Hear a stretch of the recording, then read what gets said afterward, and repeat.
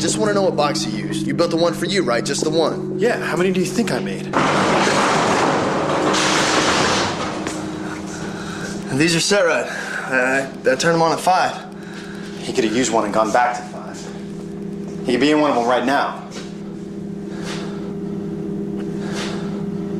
I say we shut him off and see if he's in there.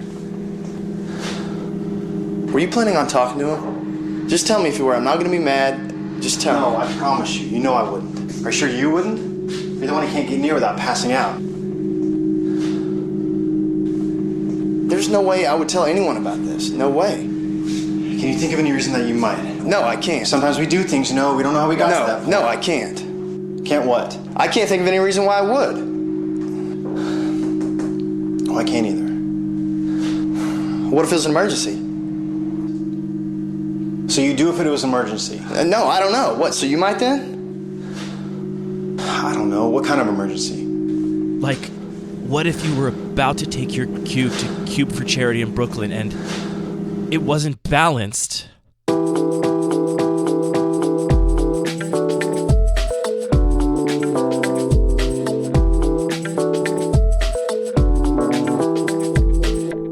All right, well, in that case, it's time for an episode of Lucky Paper Radio. My name is Andy, and I'm here, as always, with my co-host, Anthony, two-time ornithopter artist Maddox. It's an honor to be a double ornithopterist, and I've definitely illustrated 2 of them at this point, for sure. So, I take it you didn't bring it back to me. I thought maybe you'd reveal it on air, but you don't have it. No, it's going to be revealed tomorrow night when we draft the ornithopter. It's also going to be revealed to you once you finish and decide what you're actually going to do. You know what? I got no other plans. Did you take a marker though? I do. Yeah, I have a marker. Okay, good. You need a marker. I'm just going to get a bunch of other junk cards. I'm just going to have a little personal time, just doing some crafts, drawing on some cards. This is a crazy question. The creative to ask, juices flowing. But I could actually use a copy of the car ornithopter if you have one. I want to put one on the outside of the box. That's a good idea. I just want to. Does it have to be the same? I think I probably have both that and the. I think I actually prefer maybe the original printing. Okay. I don't know why. Feels better. You need an ornithopter? I know, it's weird to say this. Can I offer you a Bolus Citadel in these trying times? But yeah, if you have an extra ornithopter too, I could stick it on the outside of the me... box. I could write 100X and then just have the car ornithopter. I think it'd be fun. I like that. Yeah, it's a good way to label the box. This is the first time we've talked since you got back from Capital Cube Champs, and I have it on good authority that you were doing extremely well until the last round, right? Yeah, until the very last round of the 2 rounds, I was doing extremely well. I mean, sure. Tell me about your weekend. I didn't hear anything about this event. I want to know everything about it. Well, I'm sorry that you weren't able to make it. That was a bummer, but the rest of us still did not have COVID and still had a good time. So I was also bummed. I will say the fact that there is literally another Cube event this weekend did soften the blow. I was like, That's fair. Because when they planned this, I was like, well, I'm not going to miss the Cube event, like, effectively in my metro area, but also it was back-to-back with another Cube event in New York, and so I was like, that's going to be a busy 2 weekends, so... It is. I wish I was there, but, kind of glad that this one was just a one-day event, so I still felt like... Yes. I feel like so often you come back from a thing on Sunday, and it's like, oh, I have to work tomorrow. One of the rules that I instituted with Hillary when we started going on vacations together is, like, I refuse to return home the day before I have to work. I need at least 24 hours. So if that means taking like a Monday off or traveling back on a Saturday, I'm not getting back from vacation and going to work the next day. I think that's a great rule. Very smart. Yeah. But it was great. So we got up pretty early in the morning and drove down there with the Baltimore crew. I think it was 5 of us headed down. A little tight in the car. The event was structured. Cozy. It was cozy. Intimate. The event was Friendly. structured in 3 rounds. So we had 2 rounds of 2 different cubes. We were using the Hedron network that Gwen Decker made, which is a piece of software that just makes these events run so much smoother. So usual deal of I just ranked no cubes and said full random, put me in a pod. And then the 3rd round was just the top 8. So whoever was ranked in the top 8 based on winning records. And there are a lot of little tiebreakers that get factored in. I was going to say, with this like style of event, just the way the numbers are. Yeah, if there's only 2 rounds, how many people were there? Was it roughly 64? I think there were maybe a little bit shy of 64, but pretty close. So there was like 8 pods in both the first 2 rounds? Yeah, something like that. So presumably some people 3-0'd both their pods, but... I think there was only one person who 3-0'd both their pods. Right. And I think that they went on to also win the event, so... Oh, great. So no losses. Good for them. So only one person, it sounds like, 3-0'd both their pods. It means you're going to have a bunch of people that presumably 3-0'd and 2-1'd, or... Yeah. And so you're going to have some tiebreakers to figure out who actually gets into the top 8. I guess it probably went on like opponent win percentage or something. Yeah, exactly. So I ended up, I was actually briefly the number 1 ranked player after the first round, just because of all those tiebreakers, which was fun. Just to how does feel that make that. sense? I don't know. Everybody that 3-0'd should have been exactly the same because there's no tiebreakers. You beat the 2. Maybe the tiebreaker was I guess my name actually, no, started that's with not an A. entirely true. I guess the person you beat in round 1 could have gone on to also go 2-1. I think it also factors in your game win percentage. So I was 2-0 in 2 of my matches in the first round. Okay. What cube did you play first? What cube did you just absolutely stomp people in? So the first cube I drafted was Dozer's Artifact Cube. Actually, I had a opportunity to meet Dozer at the previous event in Steel City, at the Pittsburgh event, and have a chat with him, so it was cool to finally get to play his cube. We've played a couple sort of artifact-themed cubes before, and this one was fairly similar in a lot of ways. It was both kind of featuring a lot of the classically powerful cards, but also a lot of things that just interact with artifacts. And honestly, after the draft, I was not feeling super confident. That's how you know you're doing well. So I didn't actually look at the list beforehand. I both went into the cube, the selection, full random, just put me in whatever pod, and then I also went into the draft basically blind. Maybe I scrolled through just to be like, are there like fetch lands or whatever? So before this, you said that, in this episode of this podcast, we can talk about how to prepare for a cube event as a player, and your advice is going to be do no preparation, it sounds like. Oh, no, I did plenty of preparation. I had my coffee ready to go in the morning. I had, some snacks, looked at some local restaurants.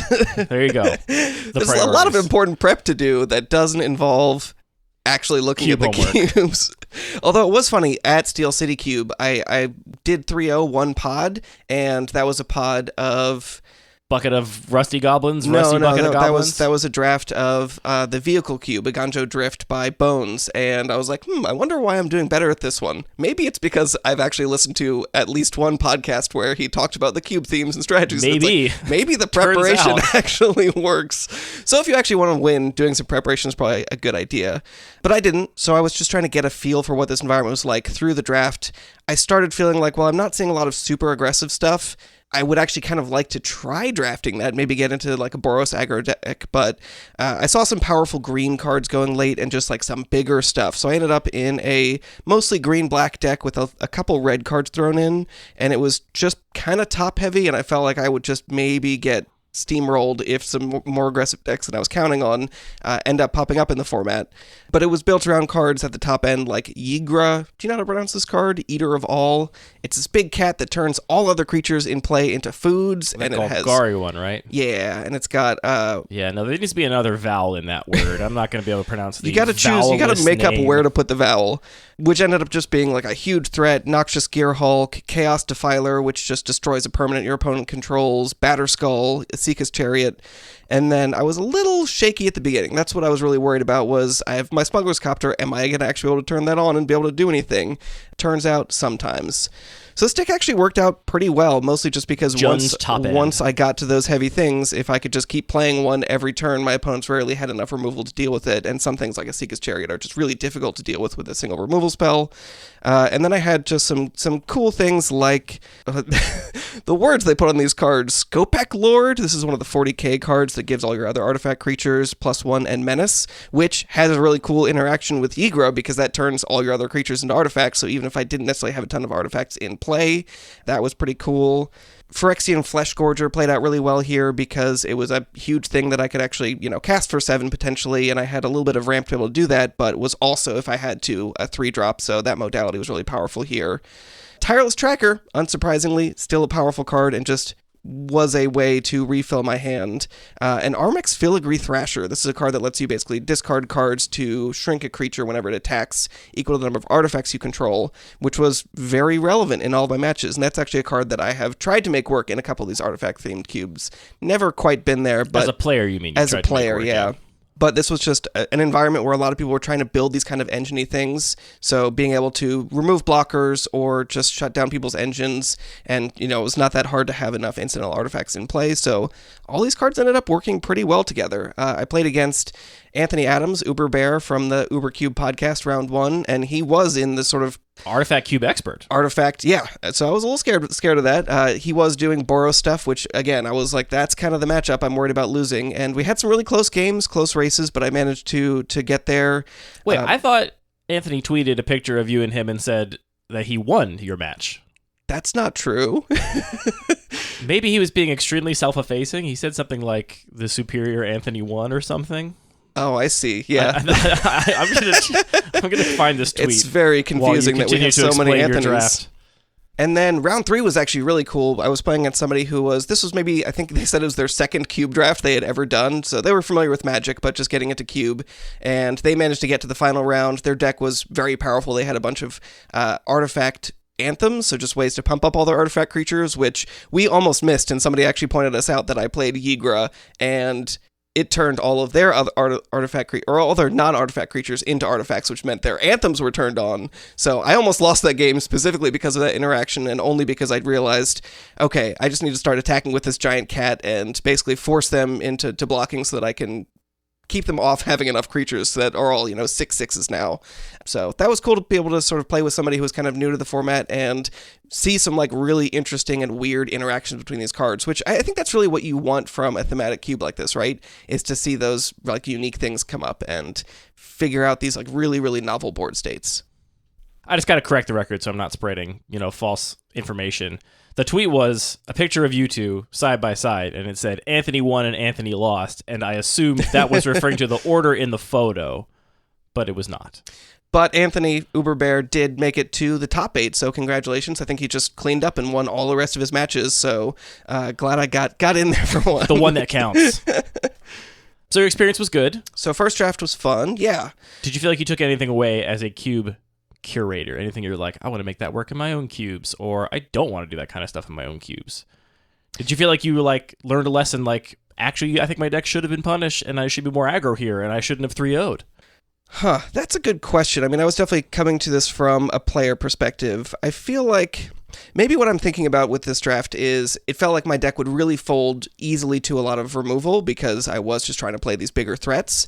And which most thematic cubes tend to have less removal because Right. Not a lot of removal is thematic, and it can feel bad to dedicate a bunch of card slots to non-thematic cards in your cube list, and B, you don't want to let people remove the things that are the thematic fun thing to do. You usually want to let them combine cards in novel ways or actually like do the thing, as it were. Yeah, so I think that really worked, actually. So like thinking about how much do you want to be deliberate about reining in the removal or adding a lot of removal is a valuable thing for, obviously, us always to think about as cube designers. And then also keeping the removal being somewhat thematic. I also had Duretti Ingenious Iconoclast, which is a card that cares about me having artifacts and still lets me interact with the opponent while doing stuff that's on theme. So easy 3-0. Relatively easy. It was easy for you to do? I wouldn't say easy. I mean, there were a lot of close games and close races that I just managed to figure out.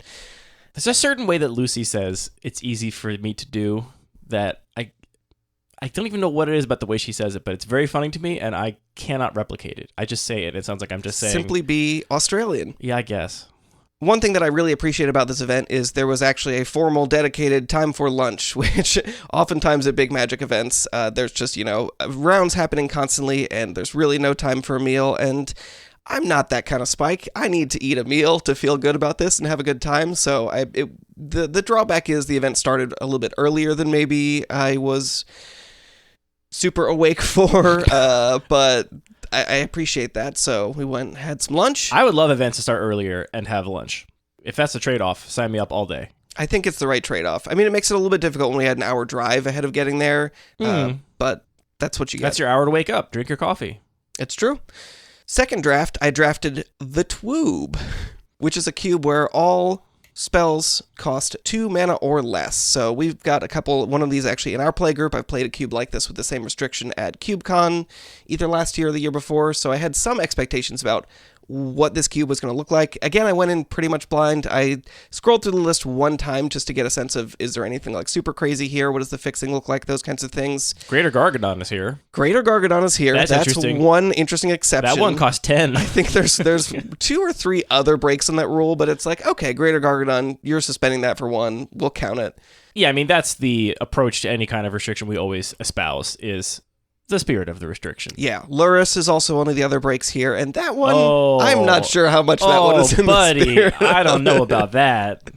I don't know, let's see. Glenn Jammin, designer of Twoob, but that seems maybe beyond the pale, but Let's hear about your experience. It is really fun to open up Luris and be like, I'm doing the most broken thing imaginable, right? So did you get to do it? I did not. So how do you know it's fun? Well, because I saw somebody else's face when they drafted Luris. Squealing with joy? Or at least when they cast it the first time. So I had a little bit of expectation going into this, not from playing this exact cube, but playing some similar ones, and my first impression the first time playing one of these was that, okay, these decks are just going to be super aggressive. Everybody's going to be coming out the gate fast because everything's cheap. You got to be doing stuff on the first 2 turns. My initial expectation turned out to be not quite right because a lot of times you end up just doing grindier things because people don't have big threats to close out the game quickly. You know, you're not playing your 3-mana 4/4 that's going to just kill your opponent. Instead, you might need to be figuring out how to do something a little bit more engine-y and sort of accumulate value over time. So I think the other way to look at that, too, is that in most cube environments, the aggro deck tends to prey on decks that are mostly not doing a whole lot on the first couple turns of the game. That's where your aggro deck is really advantaged. When it's impossible to draft a deck that is not full of only 1 and 2 drops, you know your opponent's doing something. And if they're not playing blockers or casting removal spells or playing their own threats, like, what are they doing? And so I think it's really hard to actually be aggressive in an environment like that because everybody is forced to the same part of the curve, which means that you can't really gain an advantage by leveraging a bunch of sly, cheap creatures. Totally, yeah. I think that's an even more important factor.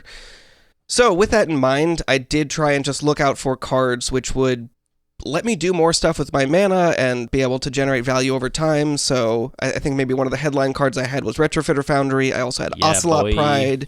I had multiple Blood Artist type cards, and then also a couple of Anthems and Staff of the Storyteller. I was really excited to wheel that as sort of a way to sort of turn all these token cards into things Staff of the Storyteller. Right? I was thinking about first picking it, but I think I took something else that seemed good over it. I also had Dawn of a New Age. This was one of the Lord of the Rings cards that basically lets you draw a bunch of extra cards, then gain some life, and Bitter Blossom to generate tokens. So that was overall the plan. I wish I had a little bit more disruption in this deck. Like I had Inquisition of Kozilek, and that felt great. And I could have taken Thoughtseize as well, and probably should have at some point in the draft. I did only end up 1-2, but again, I had some pretty good matches. I at least won a game in each of my matches. Another thing that was funny about this is I got a really, really late Soul Ring, and I was like, okay, everybody at this table is trying to tell me something here by passing me Soul Ring, like pick 7 or something. But I took it and put it in my deck, and it was good, I think. Yeah, I don't think you should have gotten it late, to be perfectly frank. There are definitely decks I can imagine scanning this list that might not want Soul Ring, but the real power is the 2-drop slot, and then you can just play 2 of them. Absolutely, yeah. And the fact that I was definitely looking for ways to draw more cards, refill my hand, or just like use up my mana, it still felt reasonable. I also ended up with a kind of late Mana Crypt, so I was playing both of these cards, and it was pretty funny in 2 funny Mana Crypt moments. One was I mulliganed and drew a hand that had 3 cards that each cost 1 white mana and 3 lands and Mana Crypt, and I was like, oh, maybe this is why Mana Crypt isn't very good, because I literally have no colorless pips. Nice, you mulliganed. You just bottomed it. It's great. Exactly, it was perfect. And then in my round 3, so this was potentially contention for top 8. I had a great match. Game 2, I played Mana Crypt and just like spammed out this crazy, what is it called? Invasion of Gobakan and Bitter Blossom, and just kind of like went really wide and really big really quickly. Game 2, and Mana Crypt, I was just getting every one of those flips. It was great. And then game 3, I had a very similar opening hand and just lost every flip on Mana Crypt. Your karma came back to my get you. My opponent was like, I'm glad at least in the end this came out even in the wash. So congratulations to Violet as well. Did that cost you the game? The fact that you lost all those flips? Did that life end up being the I think I was stumbling a little bit in other ways, but that definitely made a huge difference for sure. It's funny, looking at this list, so this list is powered from what I'm seeing here. That's also true, yeah. Full set of Moxen, Bloatus, Ancestral Recall.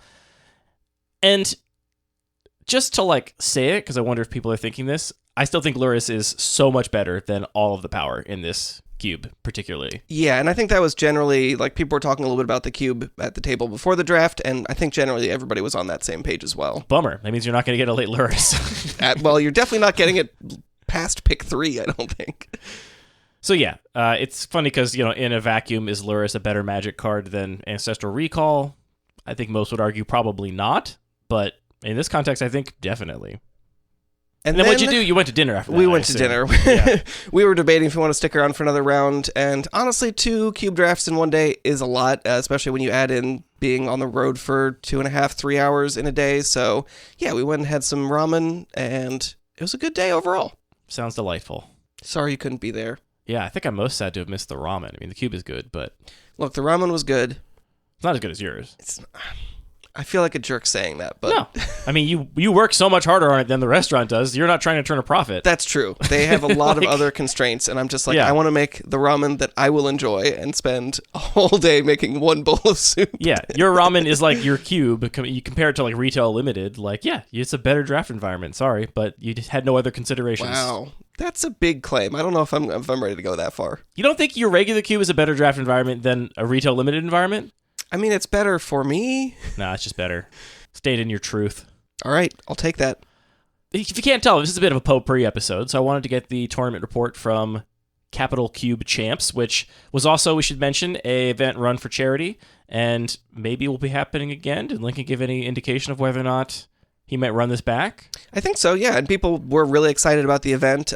He either sold out or very, very nearly sold out, which, obviously that's great for the future of the event. And this yeah. one on relatively little warning. Like, I think maybe there was 8 weeks in between the event being announced and the event actually happening or something, like, which is plenty of time, obviously. I don't think Lincoln made a mistake there, but just to point out that you don't have to plan, a year in advance like CubeCon et al. Do.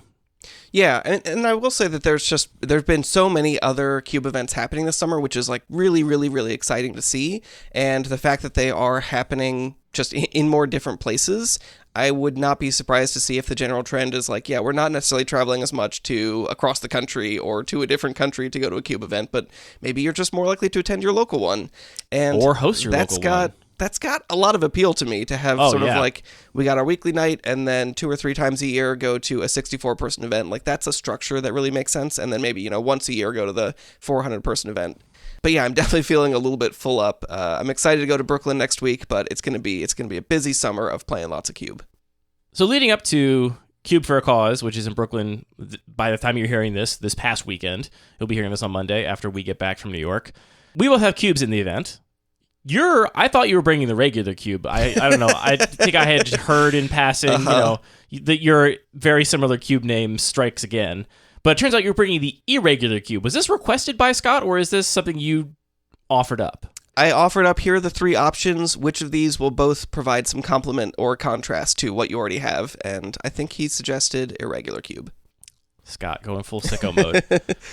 So I want to talk about your regular cube. Okay, because I had some prep to do to get it ready for the event. So yeah, and I'm bringing 100 Ornithopters, which is also kind of a weird one. Scott just requested. He's like, "Hey, can we have 100 Ornithopters?" And I was like, "Absolutely." That's going to be the most popular cube, I think. I mean, maybe if people haven't played it before, we'll see. I definitely have. This will be the 3rd time one of my cubes has been featured at an event, and this is definitely the time where I'm like, yeah, this is definitely the least polished cube that's ever been at an event of mine for sure. Like, could still be a mess, but we'll see. We'll find out. So we'll talk about how we're preparing for that event in that regard. But first, we do have a letter from the P.O. Box, which I want to read. A little postcard came in here. So if you want to send us some mail, you can send it to P.O. Box 4855, Baltimore, Maryland, 21211. This says, "Salutations, fellow mage. May this postcard find you well. I bring you warning of the future. When Universes Beyond Final Fantasy releases, you must not test Cloud. Avoid at all costs. It is the only way to prevent what's coming. Good luck. I envy your innocence. Future Andy. P.S. We like triomes now." Wow, that's got to be difficult to hear from Look, the future. I'm not going to say I don't believe in time travel, but I don't think I, in the future, would pen a greeting, "Salutations, fellow mage." I will say this is addressed to my full Christian name, including my middle name, which raises some questions. That's interesting. Uh-huh. But then I think the Philadelphia postmark kind of gives it away a little bit. If you know, you know. But yeah, apparently we like triomes now. Message from the So future. big news. Triomes are cool now. Yeah. Don't test Cloud, apparently. What do you think is happening in the future that makes you like triomes? They printed quadrinomes? What could possibly happen to make me like triomes? It's really hard to think about, to be honest. I really don't like Triomes that much. I'm pretty strongly against them. And we're only going to get more cards is the thing. Like, like what could happen in the future? We're going to get more cards, so... It's a really good question. What they could introduce happen a sixth color that I decide I want to include in my cube for some reason? That'd be cool. That'd be something. I'm not gonna say Sixth it'd be color in cool. addition to colorless. Yeah. I don't know. Anyway, missives from the future, or perhaps a impersonator in the present. We will never know. All right, let's talk Cube for Charity in Brooklyn, hosted by Upkeep New York. What preparation are you doing for the Irregular Cube? We've never talked about this at all. Are you doing the regular thing where you're going to have a set of... I guess explain the Irregular Cube for people that don't know. So the Irregular Cube, in contrast to my regular cube... It begins with IR, and we've had multiple listeners that have listened to us talk about it for entire episodes and then be like, wait, that's a different cube? It is the Irregular Cube. Honestly, it's worth it to me. I mean, it's a pretty good meme at this point.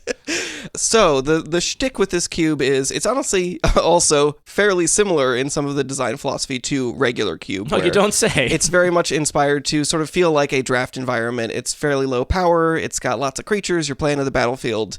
The thing that is different is, in addition to this sort of base set, there's also a set of rare cards, which are not necessarily rare in actual terms of what's printed on the card, but just in the sense that I pull a small set of those cards at random, shuffle them into the cube, so we have some like power outliers and sort of build around type cards that are going to be a little bit different draft to draft. I feel like you shouldn't call them rare cards. Okay. I'm thinking this just now as we sit here, but first of all, the confusion with rare cards being an actual thing with card rarity, but also they're not even rare in the context of a draft because everything's singleton, so it's not like any individual card is more rare than any other card. Yeah, this is all true. I know some people from the Riptide Labs forum or Discord do something similar and call them occasionals.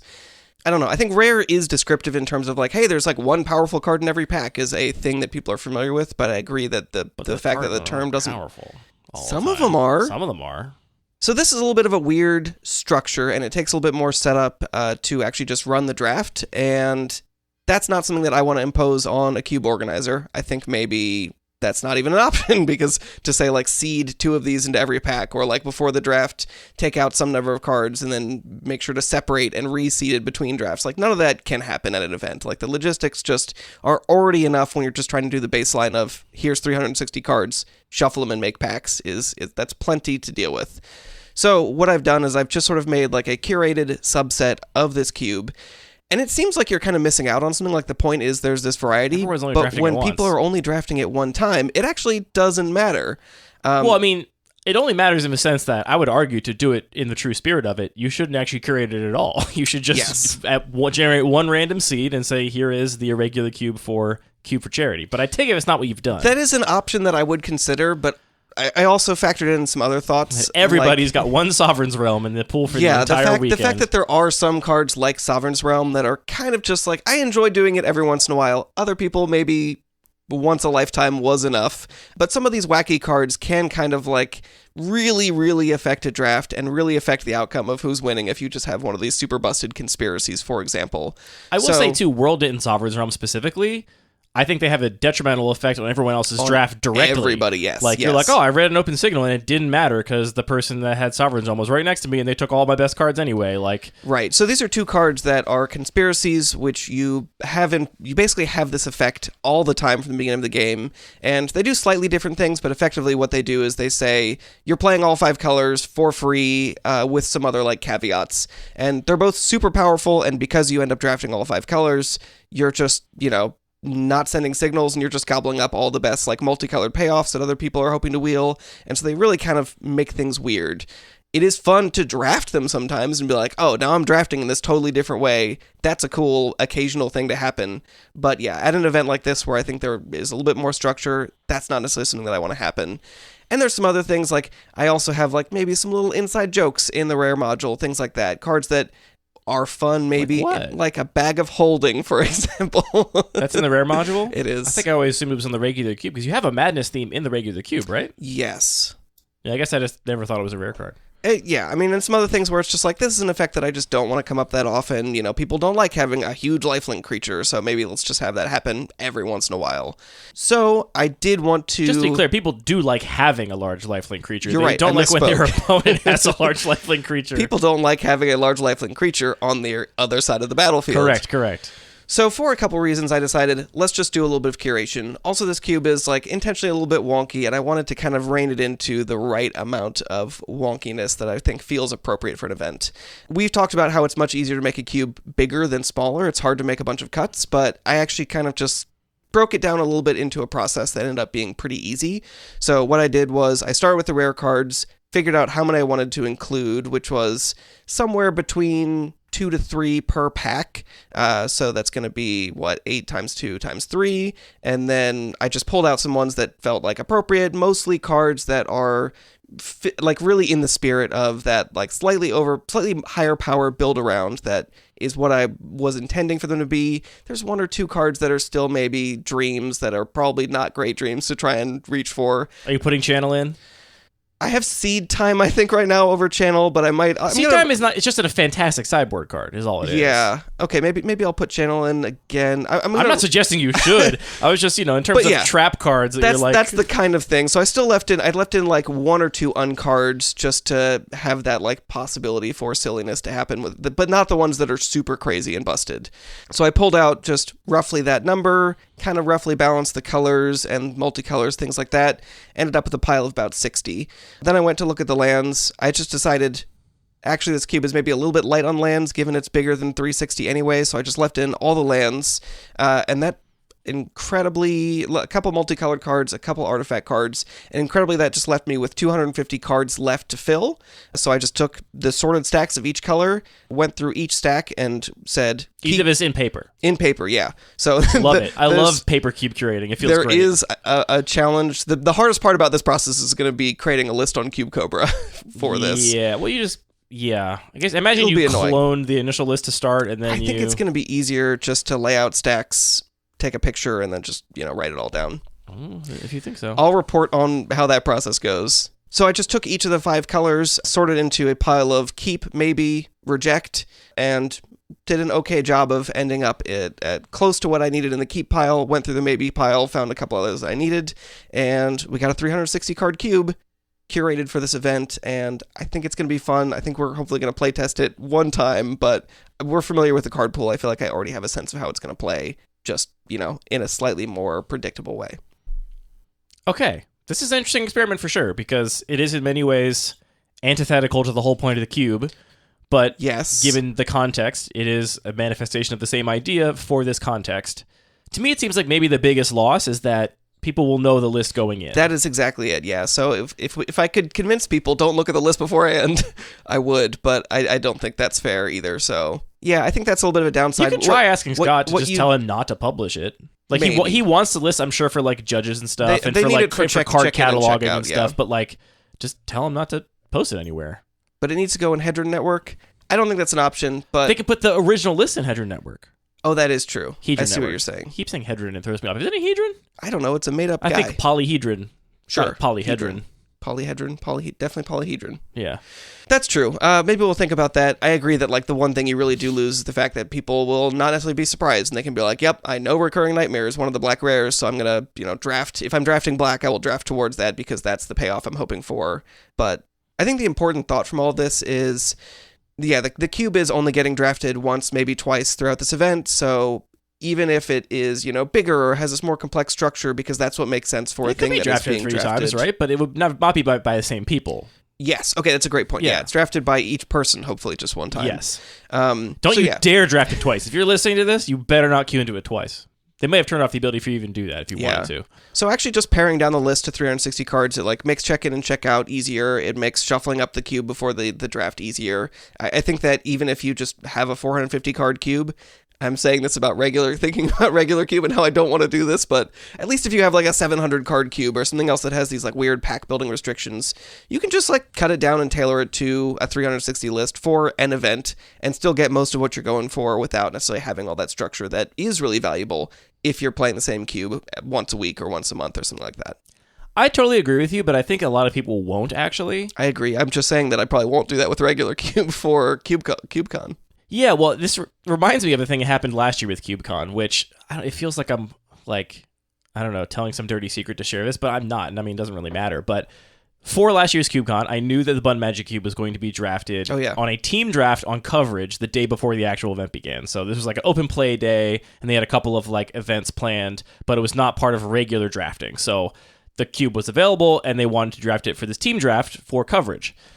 And I asked the judging staff, I was like, hey, given that it's going to be team drafted, and they insisted that it be still 15-card packs, they didn't want to change the draft format for team draft, which is totally fine. I was like, can I just cut down the cube, and because this happens before any of the other events, I'll just do the cube check-in, then I'll hand you, here's the cube I want to be team drafted, and here's the cards to not include in the team draft, and just shuffle those up. And the head judge was like, yeah, that's reasonable, I don't see why not.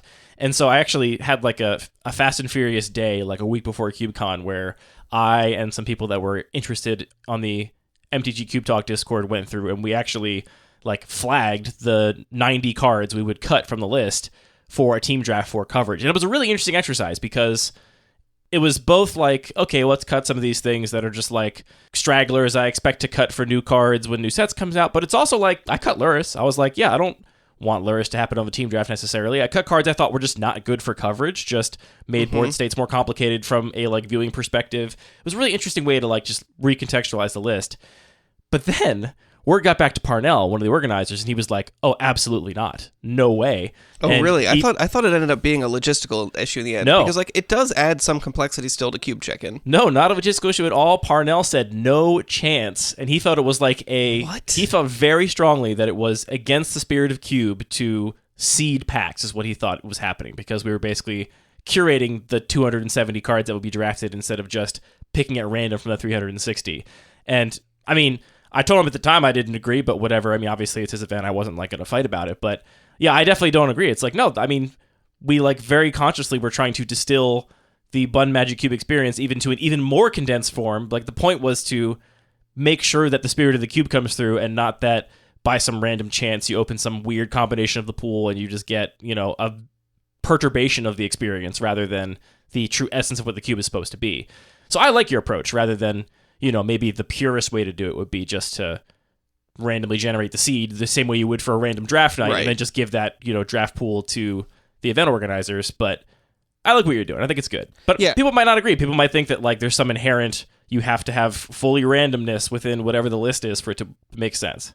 Yeah, I mean, I think related to that, or another reason for doing a little bit of curation, is some of the cards are also just like a little bit more confusing. They're going to lead to a few too many judge calls, or it's just not pulling its weight. So it's like, it's fine normally, but I know if I was sitting down at my third cube draft of the weekend, this is not a card I would be excited to read. So get to put my thumb on the scales. And like you're saying, for making choices to make it best for coverage, make choices to make it best for people that are in that headspace of doing multiple drafts in one weekend.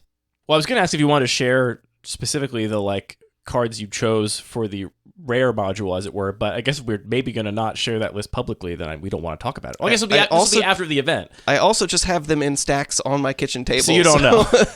I think I could probably remember 90% of them. All right, white cards, we got just like some powerful planeswalkers and creatures. We got my Chaos, the Lunarch. That's going to be cool. Blue, we got some Dirtily enchantments, Primordial Mist. What else is in there? Name some other Dirtily enchantments. Are you going to put Murmuration in the rare module? What is a Murmuration? That's this new white Dirtily enchantment, which I almost want to test. That basically says at the end of your turn, you make a 1/2 bird for each spell you cast this turn, and then all your birds get +1/+1 and have vigilance, I think. So it makes 2/3 flyers, I want to say. Yikes. Maybe it doesn't give them +1/+1. Maybe it just gives them vigilance. I'm going to check. We got a Wheel of Fortune just for fun, a Recurring Nightmare. I think I'm leaving...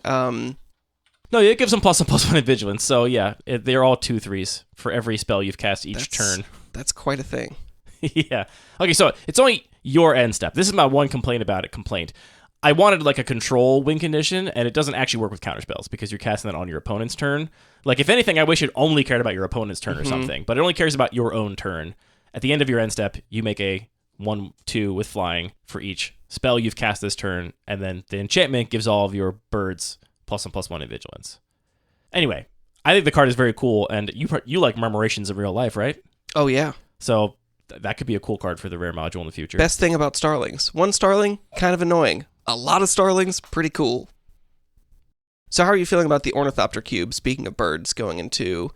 This is the first time it's being drafted No. We drafted it at Steel City Cube. It has not been part of any event before. Okay. I have taken it to other events, and we have drafted it on the side. So we drafted it on the side at Boston Cube Party. We drafted it on the side at Steel City Cube, and our own playgroup has drafted it 3-ish times now. It's funny, I actually know the exact number of times the cube has been drafted because I have that many Because altered you know how Ornithopters. many altered cards. I can't remember how many there are right now, but I could check because I have been scanning the altered ones into the list and replacing the respective Ornithopter card art as we go. That's great. That's a real service. Which I think is fun. How am I feeling about it? Like I said, I definitely feel like it is way less polished than other cube lists I have had at events, which has just been the Bun Magic Cube and the Neoclassical Cube, both of which by the time they were at an event I felt like had a lot of the edges sanded off. They were like what I expected them to be, not a lot of unknowns. I feel like there are a fair few unknowns here. I would say that my attitude, perhaps different than it would have been prior to having had any cubes in any events, is very much like, okay, I mean, who cares? Like, I'm not worried about it like causing a bad drafting experience if it's like weird, or if one deck ends up being better than all the others, or if it ends up having a skewed ratio of winning decks or something. Like, that might happen because, again, it is like not fully refined, and players might do things that I have not expected at all, which I guess we can actually talk about all these things now because people can't possibly listen to this to inform their drafts at the event because Perfect. This is after the event. Excellent timing. All right, here's what I'm afraid of. I'll tell you very specifically. Aura Shards? Are you afraid of Aura Let's Shards? talk about Aura Shards. Aura Shards is the first thing I'm afraid of. So, turning all of your Ornithopters into 0-mana Vindicates that destroy almost can't any destroy permanent? lands. Mostly true. But pretty much everything else. There's 2 planeswalkers. Everything else is an artifact or an enchantment. So, yes, Aura Shards is very strong here because it turns all of your Ornithopters into basically like, what's the cleanest destroy target non-land permanent spell? Is there one? Not really. I feel like there has to be one, but I can't think of one at all. Mythos of Nethroi? Maelstrom Pulse? I guess Maelstrom Pulse is probably pretty close, but obviously in this context, Maelstrom Pulse is very not different. the same. Very different. Either way, yes, it makes your Ornithopters very, very strong. So far, I think all but one of the 3-0 lists of this cube have had Aura Shards in it. But. Wait. But I've 3-0'd twice, and I've never drafted Aura Shards. Okay, never mind. So 3... I'm really taking Aura Shards down a notch. I would have loved it. No, so yeah, so I would've guess been maybe delighted. your 2 drafts are the 2 drafts that have not I'm had the Aura only Shards one in who it. can win without Aura Shards. Well, but here's the important thing. Great superlative to have. Here's the important thing, though. So the draft at Steel City Cube, the winning deck had Aura Shards in it, and I approached a drafter afterwards and kind of meekly was like, how was Aura Shards? And they were like, oh, I destroyed one thing with it. Like, I just didn't draw it. Or they specifically said they oftentimes drew it late in the game when they had already used all their Ornithopters for other stuff, which is a very real risk that it does nothing if you don't have Ornithopters in hand. And a lot of the decks want to play to the board because they have things to put counters on their Ornithopters or rewards for attacking or whatever. And so Ornithopter in hand doesn't help them.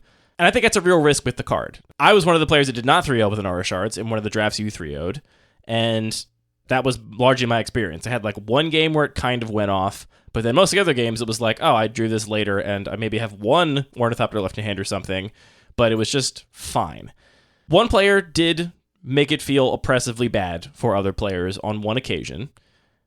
I think that is largely attributable to them having drafted an incredible deck around Aura Shards. Like, they had just all of the best card draw engines in green. They had the Gaia's Cradle. They had, like, the nuts in terms of having ways to abuse Aura Shards.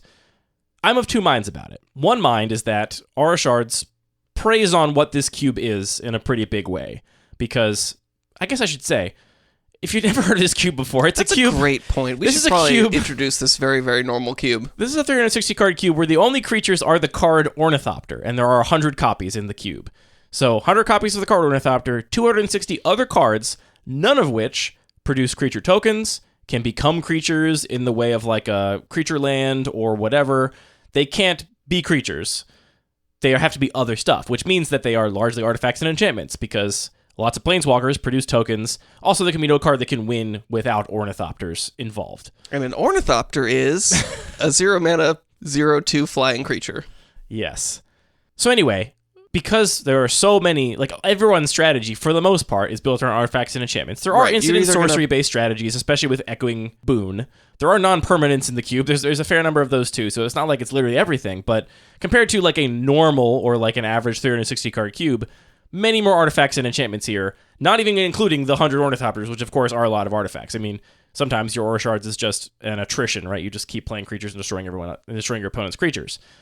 So it really preys on what the cube is, and you know, we've talked about this with regards to including something like Collector Oof in an Artifact Matters cube, where it's like, okay, well, you've told everybody to do this one thing, and now they try and do it, and you just punish them hard for it. It doesn't feel quite as extreme as that, because Collector Oof just says, now no one can play artifacts. This is still saying, no, you still want, as a player with Aura Shards, you still want to be doing all the Ornithopters. It's just your opponent can't do anything. Well, that's the other thing. So there are a fair few spin-offs of this list now that other people have made inspired by my initial list. And a lot of them, I think mostly for budget reasons, frankly, don't include like the upper crust of really powerful cards that I do include in this list. I do have Gaia's Cradle, I do have Tolarian Academy, I do have stuff that I think is basically broken, mostly because I think with a novel restriction and a novel context like this, a huge part of the fun is playing the kind of most broken stuff that is newly broken in this context. Seeing it be recontextualized and being like, oh, Gaia's Cradle is now potentially gonna just be insane when I can just play 4 artifact creatures on turn 1. Yeah, not that Gaia's Cradle was not good in regular Magic nor Tolarian Academy, but they are especially and uniquely broken here. Same with a card like Paradoxical Outcome or Yawgmoth's Will, a great example of a card that, like, very good normally, but extremely good here. So anyway, I think playing those cards is part of the fun, right? And that's part of why I built the cube, and so I want to include them. Yeah, I mean, I feel like you were saying that you're worried this still has a lot of rough edges that haven't been sanded off, but I feel like a lot of those rough edges are what makes it cool. And if you were like, oh no, we tried Gaia's Cradle, it was busted, it's gone, now you just got to do fair stuff, that wouldn't be appealing in the same way. Yeah, I feel like what Richard said when he was on our show has resonated with a lot of listeners, Definitely. Which is that idea that, like, actually doing the broken thing is oftentimes where the fun is. And yeah, I agree that I think a lot of these edges, or like things that would make the cube more fair or more flat power level or whatever, I don't have any desire to get rid of, and it's largely why I made the cube. Not to say there's not interesting space to be explored if you do want to make a more fair or reasonable version of this cube. A couple of the variations that I've seen that I really like Jet, our friend, has a version where instead of 100 Ornithopters, you get 100 copies of Universal Automaton, which is the 1-mana 1/1 with Changeling. And so it's like, okay, still a radical context shift. Those are still the only creatures you can have, but now the types of payoffs are like way different, right? Now you get Totally all of the different, like type matters payoffs. Now you lose all of the, you have 100 0-mana artifacts in your cube payoffs, but you gain other things. Like, it's a different, much more fair kind of context where you're not doing weird combo stuff for the most part, but you still get this. None of the creatures have flying, which makes a big difference in combat. Has yet to come up here, but it could someday. There is Colossus Hammer, so it's possible. It could come up. So it was a big argument that Aura Shards is just absolutely dumpstering almost every deck in this cube. Because even if you are the, like, Echoing Boon deck, Echoing Boon, I should say, by the way, is a conspiracy that effectively in this cube, you name a creature, which in this case is always Ornithopter. Whenever you target a creature of that name you control with an instant or sorcery, you may copy it and target another creature with it. So it just doubles all your combat tricks and other things in that space. Exactly. And there's a lot of really cool cards in this context that work with it. Even something as simple as like Repeal is so awesome with Echoing Boon, because you can repeal 2 of your own Ornithopters to just draw 2 cards for a blue mana, which is fine. And often, I mean, really, you're drawing 3 cards in terms of Spellcast Matters triggers, because you're also drawing those 2 Ornithopters back again, and they're free to play. 4 cards. I meant 4 cards, because of the 2 Ornithopters and the card from Repeal and the card from the copy of Repeal. But also, Echoing Boon does not force you to target your own creature with the copy, so you can repeal your own Ornithopter, and with the copy, repeal one of your opponent's Ornithopters that they're targeting with an Aura or something. Repeal from reality. There you go. Very good. Very nice. But even that deck is kind of screwed in the face of an Aura Shards they can't answer, because now any creature they would target with a thing can just be removed by Aura Shards, right? So there's a big argument to be made that Aura Shards is just a power outlier, and in a power outlier in a way that it is suppressing everyone else's deck as opposed to really enhancing your own deck. The thing I really like about it is that it extremely rewards you for doing the thing that the cube wants you to be doing. To go back to the collector oof in an Artifact Matters cube example, if you can draft a deck in the Artifact Matters cube that breaks the symmetry on collector oof, that says, actually, you know what, my deck is just full of disenchants and collector oofs, and, you know, maybe I found a couple stray creatures here or there that theoretically work in an artifact deck but are not artifacts themselves, and, you know, actually kind of work outside of this theme, then you're really, I think, kind of like driving sideways across what the cube wants you to do. If Aura Shards was at its best in a deck with no Ornithopters in it, right, then I would for sure cut it. It's like, okay, that's not what I want. I don't want you to be pulled into this like power outlier and then sort of encouraged to not even give into the theme of the cube. It is very much supporting the theme of the cube. It rewards you for having a ton of Ornithopters in your deck and finding ways to draw all of them and cast all of them multiple times. Like, it is very much in the spirit of what the cube wants to be. I think I'm settled on not removing it before the weekend, but I am afraid. If there's one card I expect people to complain to me about, I expect it to be Aura Shards. Your thoughts? I agree. I mean, I'm also, as somebody who's played the cube a couple times, if every match just ended where it's like, oh, you have Aura Shards, I just have no chance, that's going to make it not so fun. But again, thinking about it in the context of an event where people are playing it one time for the first time, having those broken things that people can do, like, is a fun thing to let people reach for in dreams to try and live. So, I don't know. I would not be confused or surprised or upset if you cut it, but also, sure, fine. Yeah, I'm just going to let it ride. I'm pretty sure I'm committed to at this point. I mean, something we have to change my mind at this point. But we'll see. There's something else I'm worried about. Well, I guess one question about that. How much do you want to just, like, let people explore that? Or do you think it's more important to set expectations and, like, not that you can get everybody to read the cube overview, but would you prefer that players know that this is a strong card that they should be aware of going into it? I think it's better when people know it's a strong card because, I think what happened, the one draft that a player made it look broken was that player noticed that it was good at a table of players that did not notice it was good. And so they effectively got like another big power outlier for their deck that, had everyone known it was a power outlier, they wouldn't have actually gotten late in the draft. That's one reason. The other reason is that there are a ton of ways to remove Aura Shards in this cube. So many disenchants, because disenchants are so good here. So it is so far from unanswerable, right? You can just answer it. There are lots of combos that effectively go off at instant speed, and while theoretically possible, it's very hard to trigger Aura Shards at instant speed. You're mostly doing it at sorcery speed on your own turn. So there's plenty of counterplay against it. The people that have complained to me about it have basically not known that it was a thing I had to worry about, and they're like, oh, I'm just not going to take disenchants. I'm just going to go over the top of my opponent. And it's like, well, that doesn't work if you also don't have any duresses or counterspells. There's so many answers to Aura Shards here. I reject the idea that it is truly a problem at this point, but no better way to find out than to run it maybe 3 drafts back-to-back on Saturday and see what happens. I feel like I have passed duress way too many times. Duress is so good in this cube. Especially in this cube. I'm just like, wait a minute, this card just literally deals with all of the threats. It's like, sure, have as many Ornithopters as you want, but I'm not going to let you put pants on them.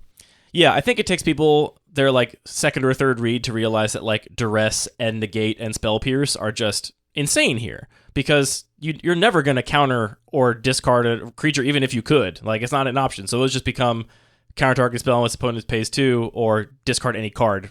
Any non-land card. It's Thoughtseize without the life loss, basically. Yeah. There's one other thing I'm worried about that has never happened in my version of the cube, but it's theoretically possible, and I have heard tale of it happening in other people's variations of the cube, and that is a Academy Ruins lock with either Engineered Explosives or Ratchet Bomb. Oh, no, that sounds cool. Now I want to do that. I'm not even sure I don't want this to happen, because it sounds like a really cool way for a control deck to actually lock the game up. And also, the one time someone explained this happening in their group, I asked questions like, well, did anybody, slow roll their Ornithopters and just like play one at a time and, attack with one at a time instead of like dumping them all on the table so they get blown out by the first play of a Ratchet Bomb? Or did, I could conceive of ways you could play around this that nobody seemed to do in the draft, at least by this person's reckoning. Probably because they didn't know it was a possibility. And then by the time it was happening to them, they were like, oh, I guess I just lose, but hadn't thought of all the ways they could possibly counterplay against it.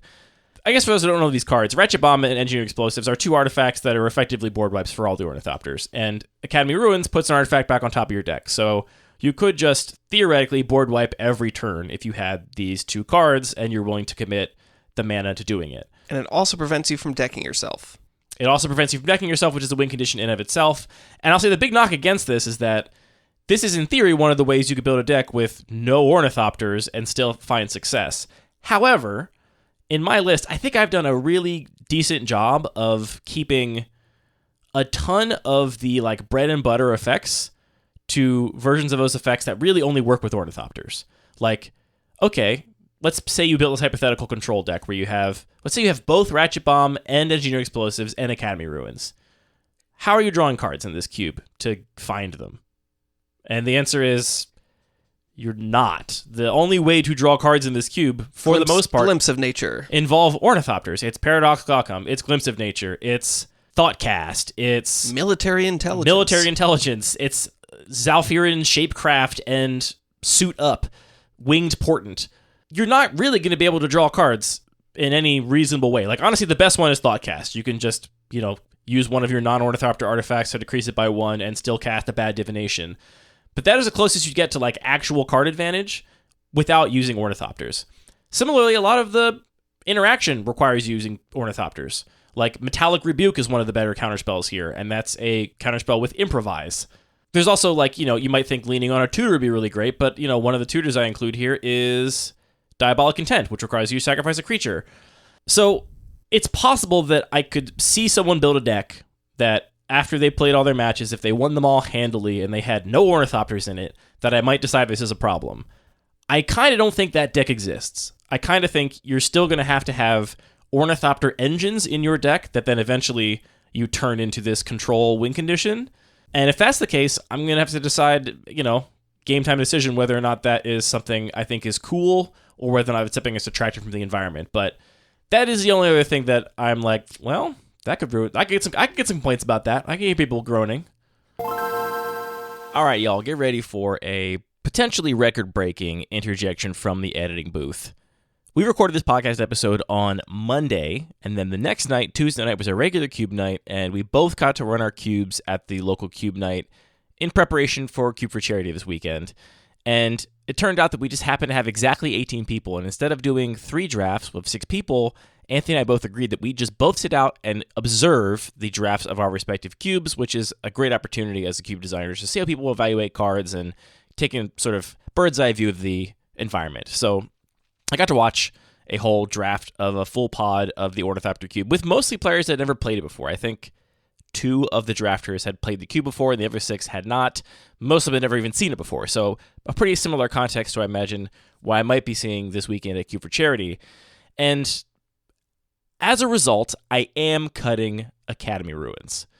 I think it's actually really interesting to hear this conversation from Monday and then follow it up now with context having watched another draft where one player did go all out to maximize this combo of Academy Ruins and Engineered Explosives specifically. They had ways to tutor for both sides of it. They actually had, Inventor's Fair in their deck and then ways to tutor for Inventor's Fair, and then Inventor's Fair could then go and get the Engineered Explosives if you already had the Academy Ruins, or the thing that got Inventor's Fair could have just gotten the Academy Ruins in the first place. They did a good job actually building an engine and making this happen in a lot of their matches. I still maintain it's not actually broken. This player did not 3-0. They lost in the finals to a really, really sick sacrifice combo deck that, exactly as I mentioned in this episode, made a total mockery of their combo because it just went off in one turn, and it didn't matter how many times you could sorcery speed board wipe because they went from having no Ornithopters to you being dead handily. So I don't think it's overpowered, but here's why I do think it is a problem. First of all, the matches with the player that was looping Engineered Explosives were just so slow. One of their rounds went to time. They got the win from that round on a coin flip, but it went to time, which is a bummer. And even the rounds that didn't go to time, it was just like a real slog, and a slog that was not fun for their opponent. I mean, they had outs to draw to, but it's not fun to do that when you're very slim to actually find them, and if you feel like everything you do is just going to be thwarted by a recurred board wipe. The other thing is, unlike Aura Shards, there actually aren't that many answers to this combo, because Destroying it doesn't help. They still get it back from the graveyard. Countering it doesn't help. They still get it back from the graveyard. Academy Ruins is nigh uninteractive in this list. I can't think of any way you can actually stop Academy Ruins from doing its thing. So they just get that and get to do it as much as they want. You can't duress it away because they can, again, just get it back from the graveyard. And there's not a lot of exile here just by dint of the nature of the environment. So there's actually not a ton of counterplay. The ones that did come up last night were, again, building a deck that was a combo deck that could go off essentially in one turn. There was another player that also had a Yavimaya Hollow and was threatening to win despite the loop of the Engineer Explosives. But the thing that ruined that, which I actually totally spaced on for a second, is that regenerating also removes a creature from combat. So their opponent had a huge board and could make a huge board repeatedly, and they actually had like tons of mana with both Gaia's Cradle and Tolarian Academy and Assault Formation. And they could even regenerate one Thopter every time to protect it so that they could swing in for lethal, except the one they regenerated would be removed from combat, the ones they didn't regenerate would get destroyed, is a lot. Another big knock on this combo, which I did overlook, I mean, you heard me mention in the previous conversation that if someone built like a control deck with this as their win condition, that might be kind of cool, but that's not actually what you do with it. You just put these two cards, which are independently fine, in literally any deck. Doesn't matter what your strategy is. Those cards just go in it, and sometimes you become the deck that's just the hard control deck because you happen to draw them both or you tutor for them, but it's not like it actually affects your draft at all. You just get this really powerful combination of cards, and you just put it in your regular Voltron deck or your regular whatever, which is in fact what happened last night. Ultimately, the biggest reason is that I don't think Academy Ruins is really adding a lot here. You know, I talked a lot about why I think Aura Shards is actually very cool. It's cool to build a deck that abuses Aura Shards. It feels like you are doing something novel in this space, in this context that is interesting. Academy Ruins doesn't really have that going for it. I mean, like, I think I kind of put it in because it's like kind of funny to recur an Ornithopter of a stinky little 0-mana 0/2, but really there's not any other things that are like easy or fun to recur in this list. So the biggest reason it's being cut is that, you know, all these questions about is it toxic, is it answerable, maybe they're a little up in the air still, but regardless, you put those on the scales against what? Against getting to recur a win condition that someone shattered? It's just not worth it, I don't think, for the potential downside. Also, for the record, the winning deck did not have Aura Shards in it either, and I did go back and look at the actual numbers. Last night was the 7th official draft of the Cube where we were like naming an Ornithopter, and of the prior 6 decks, 3 of them had Aura Shards in it, but 2 of those players basically told me that it never came up, or very rarely came up, and the one player made it look broken. 3 of the other 3-0 decks did not have Aura Shards in it.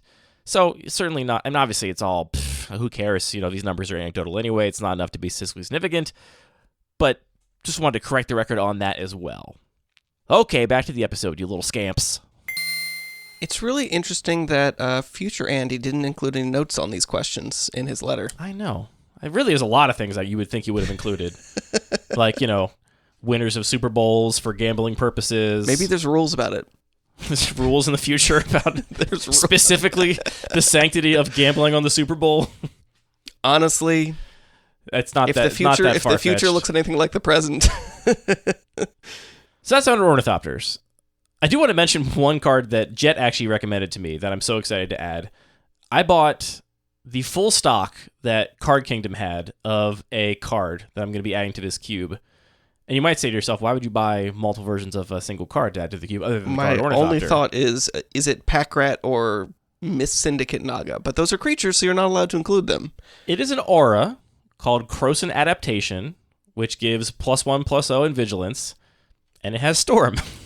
Okay. So for a similar for a single green mana, you can just, you know, make as many copies of Croson Adaptation as you have cast spells this turn. Oh, so this is one of those weird playtest cards. It's a Mystery Booster playtest card, but not one of the ones that was only a sticker. Like, it is in Scryfall, which, you know, the ones that were stickered are not even in Scryfall or on TCG Player or whatever. They're, like, not part of the canonical database. You have to find them on, like, eBay.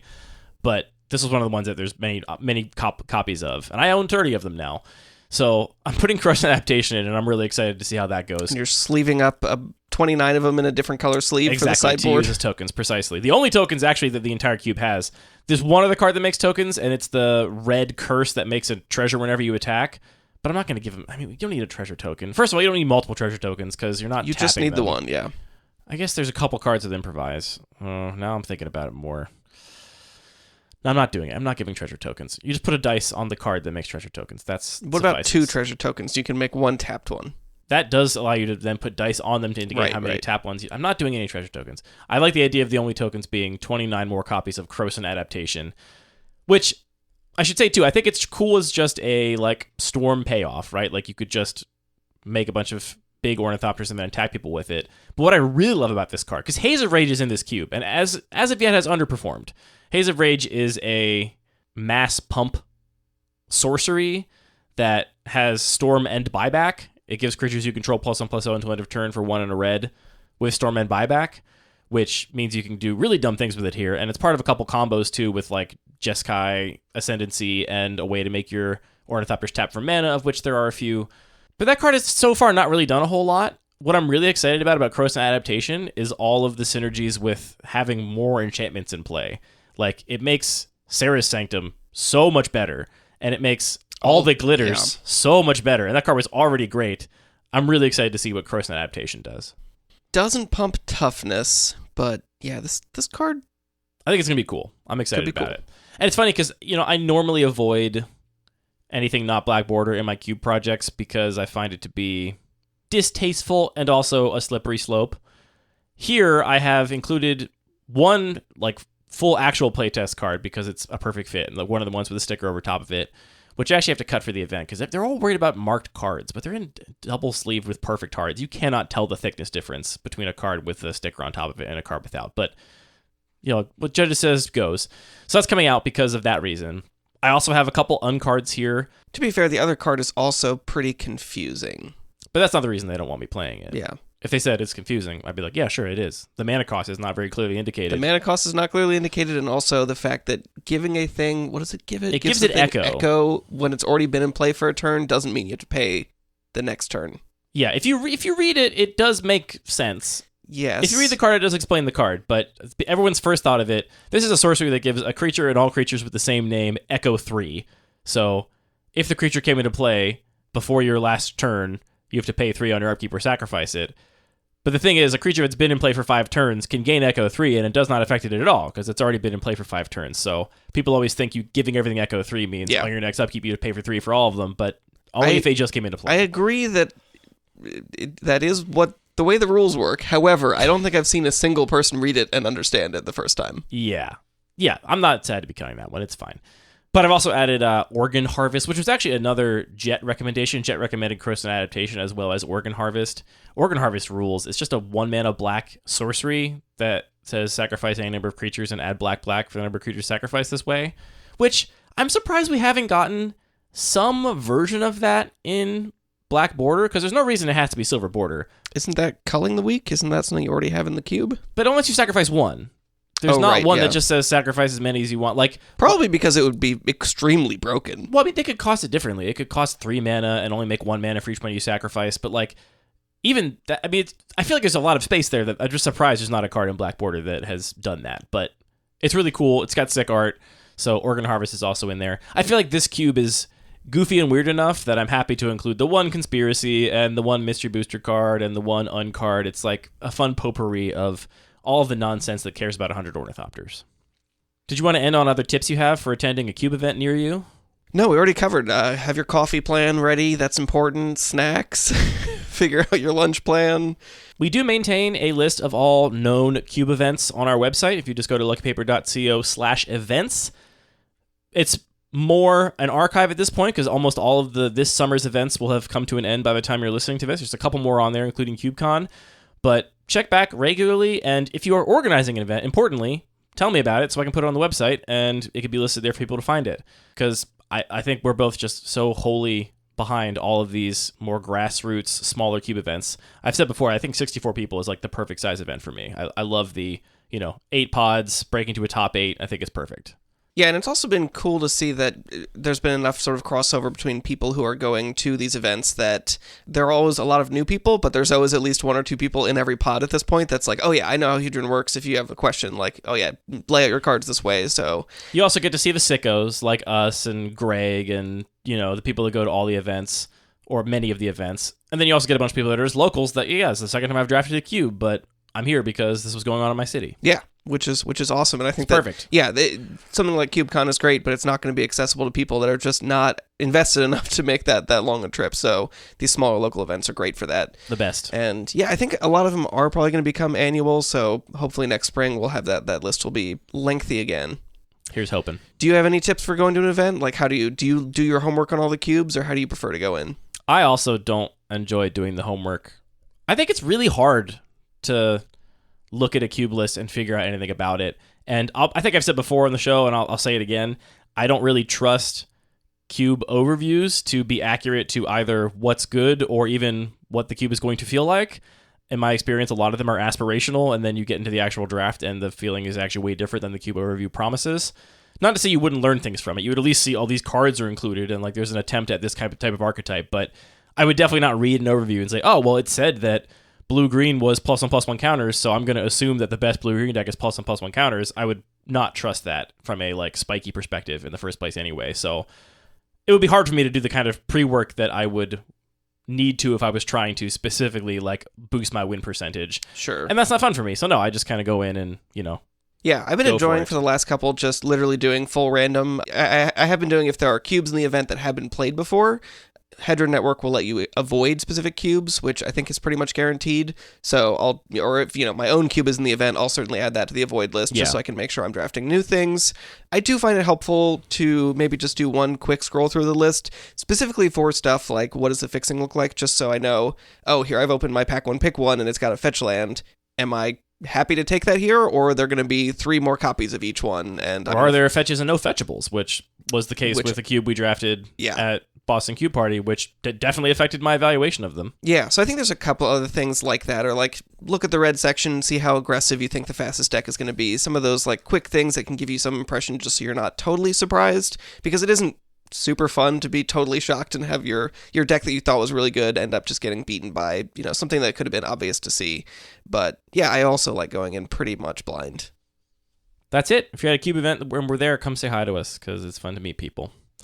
And also, I'll be honest, it feels weird when a bunch of people know you but don't say anything to you. That was funny at Steel City Cube, where you made a joke that was clearly like a reference to some kind of podcast. Quiet, like podcast reference, under my breath joke. And then many people in the room laughed, and I was like, oh no, I'm they all know. Yeah, I mean, obviously, if you don't feel comfortable, don't say hi. But you should know that we will not feel weird. It's actually weirder when we've been hanging out with you all day, and then you're like, oh yeah, by the way, I've listened to every episode twice. It's like, well, excuse me, what? You have to tell me this. This is a weird asymmetrical way to start the relationship. You have to inform me that you are starting our now social, no longer parasocial relationship with a huge leg up. It's something that matters. All right, well, that's it for this episode of Lucky Paper Radio. Thank you all for tuning in. If Anthony or I messed up any of the card rules in this episode, that was intentional, just to bait engagement. All of our music is produced by DJ James Nasty. All the Magic cards are produced by Wizards of the Coast. This podcast is produced by thinking really hard about Magic cards and then speaking into microphones about it. Anthony, thank you for the gift of friendship and for the gift of Cube. Thank you for the gift of friendship and the gift of Cube. It's good to see you again. Glad you're through the sickness. I had so many plans canceled. It was awful. I'm so glad that I did not get sick. Yeah, it's also like, it's so much worse being the second person sick, because my Hillary got sick first. And then it's like, okay, she gets sick, and now I have to isolate too because I've been around her. And I should say too, I guess you're probably supposed to like isolate from your partner, but I'm just gonna get sick if she gets sick. I'm not gonna go sleep in another bed and mask in my own house. If I had like, health issues that meant that COVID was like extra scary for me, I would obviously be different about that. But as is, it's not worth it to me. So I gotta isolate for her being sick, even though I was actually not sick for like the first week basically that she had it. Then I got sick, and by the time I got sick, she was like, oh, I'm good now, and I can actually go see everybody because I've just gotten over the thing, so now I have, like, immunity. Oh, right, yeah. So I can actually just go live my life. And I'm like, well, I'm going to be in my second week of not seeing anybody then. Thank you very much. Not fun.